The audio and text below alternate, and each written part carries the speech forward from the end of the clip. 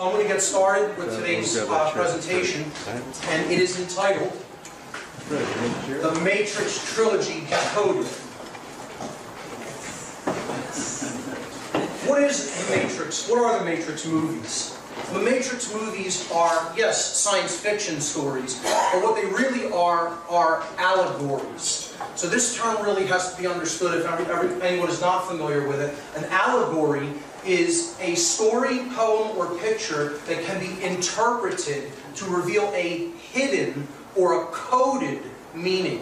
What we're going to be doing here is decrypting that message. We're going to decode that message and show you what it's really about. What this science fiction trilogy is really about is our world, what's going on in our world. And an allegory typically teaches a moral or a political lesson of some kind. So, the allegory of the Matrix is actually about our world being under complete control. It's about the control system that is already in place in our world that we're already living in. And it's controlled by hidden forces or occult forces. It is an allegory about how this planet is being turned into a prison society. And that we're already really living in that prison society and are largely unaware of that fact. Or at least the bulk of humanity is unaware of that fact. The people in this room are most certainly aware of it. But the good news about the Matrix, of the allegory of the Matrix trilogy, is that it also shows us the key. It shows us how we can get out of that prison society that has been built up all around us. So, each movie answers a different question. The first movie answers the question, what is the Matrix? When they're talking about, quote-unquote, the Matrix, what is that? What do they mean by that? And that's what the entire first movie gets into. The second movie answers the question, why are we in the Matrix? What are the causal factors that led to this condition? And I would suggest that this is why the second movie is wildly unpopular in comparison to the first movie. For people who can see the control system, at least, and are not resistant to at least seeing the controls in place in our world, they're still very resistant to understanding why that control system is in place and what's perpetuating it. And most unpopular of all is the third film. Because the third film answers the question, how do we get out of the Matrix? And that's the information that people are actually the most resistant to hearing. Because that involves deep internal change in a person's thoughts, emotions, and actions. And that's the thing that they're the most resistant to. So that's why I would suggest the second and third movie did not nearly gain the traction of the first one. So let's start in and take a look at the first movie, which answers the question, what is the Matrix? The film begins in a hotel called the Heart of the City. So it's starting at the heart. This is very highly symbolic, as we will see, because one of the things people miss in this movie is that it begins and ends in the same place, in the heart. Okay? It actually comes around full circle, and Neo actually ends up in this building at the end of the film. Okay?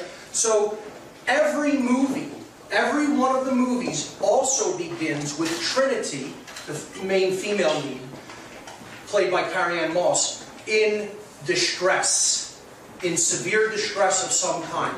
Each movie starts with her under attack or in distress. Okay? Because she represents the feminine force that is in distress in our world. Okay? She's under attack by agents at the beginning of the first film. Agents of the state are what these agents in the Matrix represent. They represent people who are doing the bidding of the control system.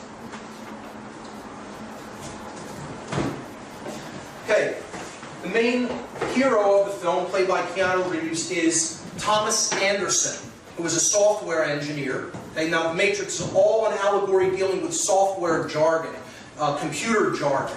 Okay, software, hardware, internet, things like that. So another thing a lot of people miss is that at the beginning of every film, the first time you ever see the main character, he is asleep. Every film. Okay? And this is suggestive. This is suggestive that we are asleep because Thomas Anderson represents the everyman. He is us. Okay? He represents our position as the average human being trapped in the matrix and asleep. Okay? Not having awoken yet. And he receives an encrypted message on his computer that says, "Wake up, Neo." See, that's his hacker name, Neo. We'll get into what that represents, the name. The matrix has you. It owns you. Okay? And follow the white rabbit is the advice he's given. And that's suggestive, of course, Lewis Carroll's Through the Looking Glass, which is also about a reality that is hidden from our view. So, his apartment is room 101. Now, this is a direct reference to 1984, the book by George Orwell. And room 101 in that film represents the place where your deepest fears are contained, that you have to go into. The protagonist of that movie had to go into near the end of the book. The book 1984 had to go into, and you know, unfortunately, that movie has a very dark ending where The Matrix actually has a quite hopeful ending. But room 101 represents fear, and you see the one eye symbolism as well here, with the character peeking out fearfully through the door. This is a scene where a bunch of other hacker types come to his house to take some code, to take some stolen information from Neo, who he has paid a couple $1,000s for at the beginning of the film. Now, the money stash that he uses is a book. It's a hollowed out book. But this book is actually what inspired the film. Okay? It's a real book. It's by Jean Baudrillard. Okay? And it's called Simulacra and Simulation. And it is a book about how we are lost in the map and we are not even seeing the territory for what it is. It's a book about how our perceptions are completely misguided and we are misled into a dream world. And we're believing that the symbols and the map are the real world, and we're not even really paying attention to the real world. We're not paying attention to nature at all. Okay? So that's what that book is all about. I suggest people check it out because it is really, along with some other spiritual teaching from different traditions, what the information that underlies the Matrix films.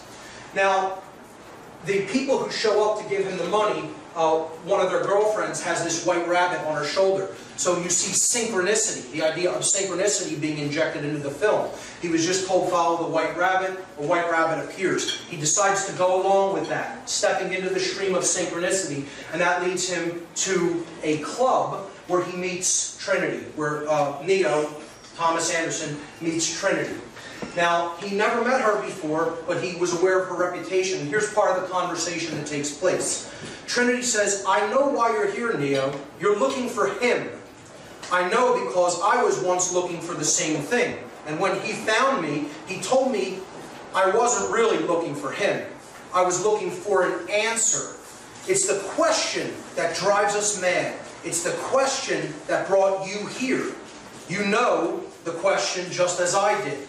And Neo replies, what is the Matrix? That is the question that we're going to get an answer to. Trinity says, the answer is out there, Neo. It's looking for you, and it will find you if you want it to. So this is suggestive that the desire for truth must be present if we're going to find answers. And the person she's referring to, of course, is Morpheus, who we'll get to in a moment. Well, Morpheus represents the truth teller. He represents the one who is revealing the truth and helping to bring people out of the Matrix. So,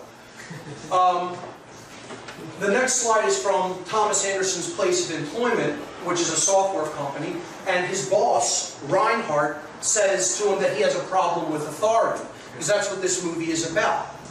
Authority being projected onto us and us believing in it, us accepting the notion that there's such a thing as authority in human form. And he says, I'll read part of the dialogue. He says, you have a problem with authority, Mr. Anderson. You believe that you are special, that somehow the rules don't apply to you. Obviously, you're mistaken. This company is one of the top software companies in the world because every single employee understands that they are part of a whole. So he's emphasizing the concept of collectivism, of giving yourself over to the collective instead of expressing your uniqueness and individuality. And he concludes by saying, thus, if an employee has a problem, the company has a problem. So, agents of the state show up to question Neo, and he doesn't know why they're there. So he's on the phone with Morpheus, and Morpheus says to him, I have been looking for you. I don't know if you're ready to see what I want to show you, suggesting that most people aren't ready. They're resistant. They don't want to see the truth. Okay? He says, but unfortunately, you and I have run out of time. And that's where we're at. We're at the time where it's no longer time to sugarcoat this information. We have to get it out there whether people are ready to hear it or not. So they come for, these agents of the state come for Neo, doesn't know why they want him, and they bring him to a holding center to interrogate him. So they're trying to inject him with fear and, bully him and, basically make him afraid. And one of the strangest scenes in the movie, one of the agents is able to actually make his lips melt together and silence him. And this suggests that what the agents of the state really want is to silence us. They don't want us speaking out. They want us afraid and they want us quiet. Afraid and quiet. And that will be playing into their hands. We have to speak up now more than ever. Also, they bug him. They hold him down and they put an electronic bug in his navel. Okay? And what this is suggested of is they're trying to keep you in fear that they're always listening to you. Oh, I can't post this on Facebook, it's under surveillance. I can't talk about this on the internet, they'll listen to what I'm saying. Well, shed all of that fear. Come out, speak the truth. If you're standing in the truth, nothing's ultimately going to stand in your way. I want the agents of the state to hear what I have to say, because maybe they'll learn something. Alright? So that fear needs to be shed. So he finally meets Morpheus. Again, Morpheus in Greek mythology represents the god of dreams. He is revealing the dream. That's what Morpheus actually means. Okay? And this is a famous meeting between Morpheus, Trinity, and Neo.